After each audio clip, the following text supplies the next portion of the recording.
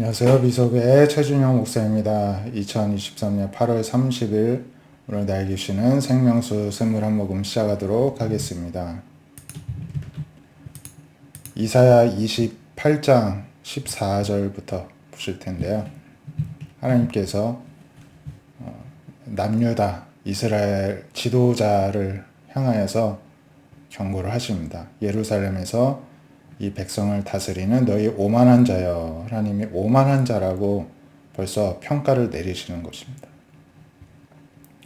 너희가 말하기를 우리는 사망과 언약하였고 수월과 맹약하였은즉 넘치는 재앙이 밀려올지라도 우리에게 미치지 못하리니 우리는 거짓을 우리 피난처로 삼았고 허위 아래에 우리를 숨겼음이라 하는도다.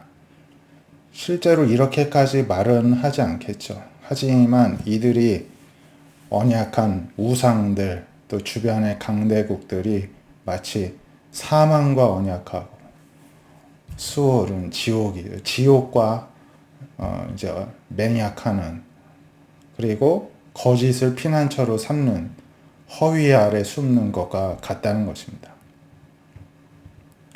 하나님께서 말씀하시기를 보라 내가 한도를 시온에 두어 기초를 삼았노니 곧 시험한 돌이여 귀하고 견고한 기초돌이라 그것을 믿는 이는 다급하게 되지 아니하리로다.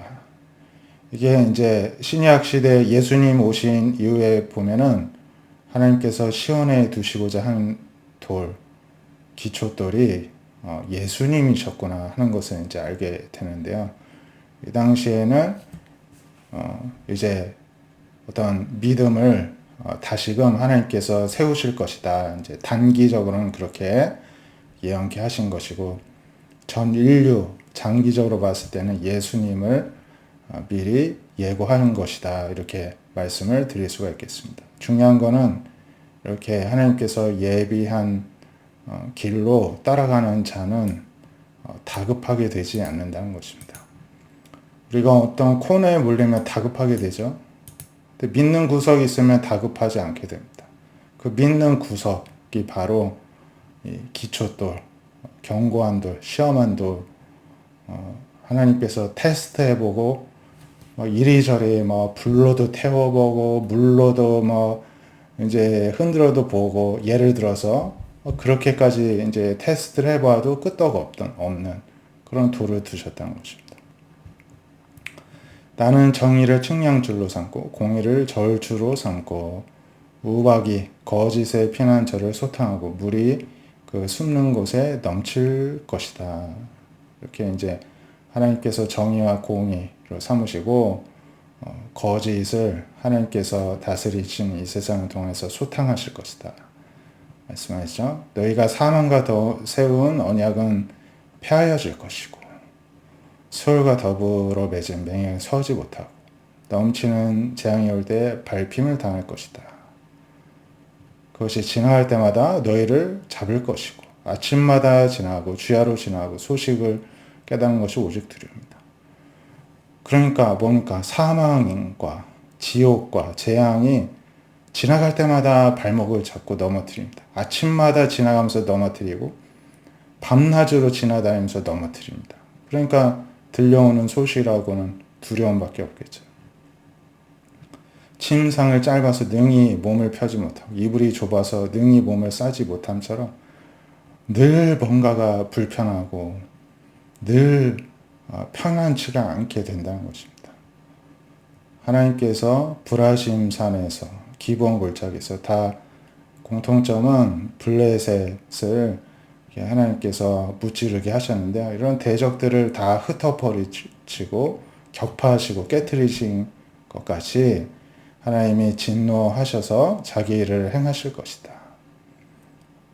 하나님의 일이 비상할 것이고 자기의 사역을 이루실 것이고 그 사역이 기이할 것이다. 하나님이 이렇게 결국에는 하나님을 떠나고 엉뚱한 것을 붙들고 있는 하나님 백성들에게 이러한 일을 하신다는 것이죠. 그러므로 너희 오만한 자가 되지 말라. 너희 결박이 단단해질까 하노니 때저 온 땅을 멸망시키기로 작정한 것을 내가 만군의 주 여호와께로부터 들었느니라. 하나님께로부터 들은 것을 이제 이사야가 대언을 한 것입니다. 이 말씀과 같이 이제 하나님께서 은혜를 베푸실 때는 한량 없이 한도 끝도 없이 영원토록 베푸시지만 하나님이 진노하실 때에는 한도 끝도 없이 두려움 속에 어떤 짓밟힘 속에 무서움 속에 두실 수도 있음을 기억하고 하나님을 무서워할 수 있기를 원합니다. 좋아하고 사랑하지만 한편으로는 두려운 마음을 늘 가지는 저와 여러분이 되시기를 바랍니다.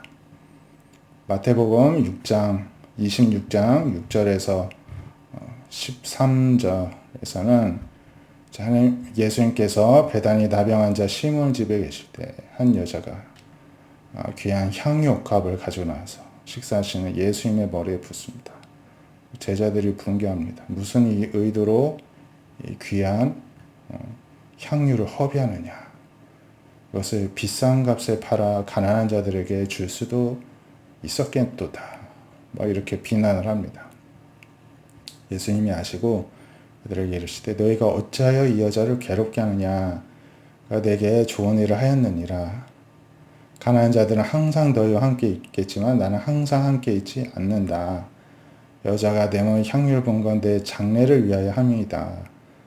온 천하에 어디서든지 복음이 전파되는 곳에 이 향유 부은 여인이 행한 일도 이제 전하여져서 이 여인도 기억되리라 이렇게 말씀을 주셨습니다. 그러니까 얼마나 예수님을 사랑하면은 예수님께 이 향유 옥합을 깨트려서 그 머리카락을 이렇게 씻겨드리고 발라드리고 했겠습니까?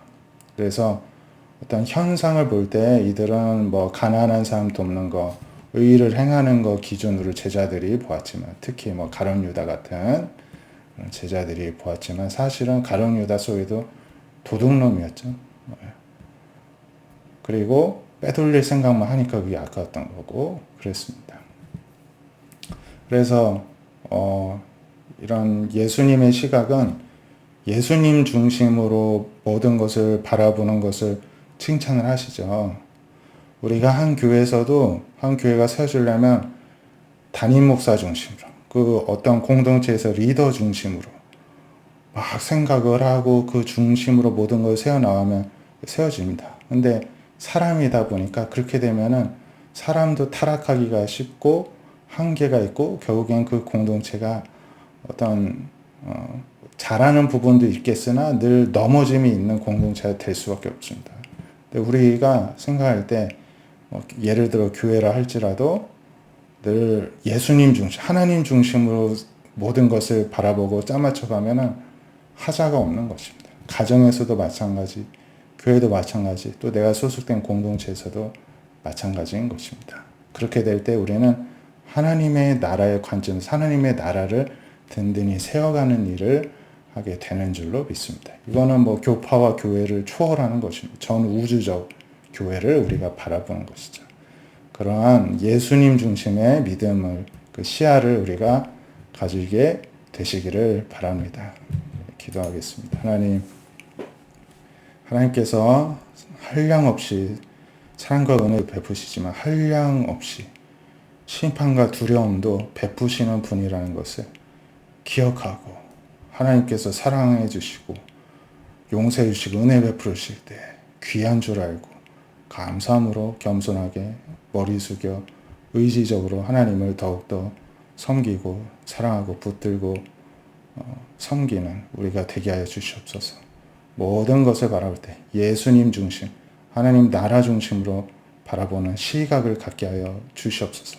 그래서 이 세상이 아무리 넓게 바라보고 아무리 뭐가 대단해도 하나님 중심으로 모든 것을 바라보고 판단하면서 이 세상 어디서든 마음껏 하나님께 쓰임받으면 결국에는 하나님의 나라, 전 우주적인 교회를 세워나가는, 그래서 하나님께 영광을 올려드리고 예수님의 이름을 높이 올려드리는 일에 한평생 저희들이 전념을 다하는 축복을 오늘도 허락하여 주시옵소서. 예수님의 이름으로 기도드립니다.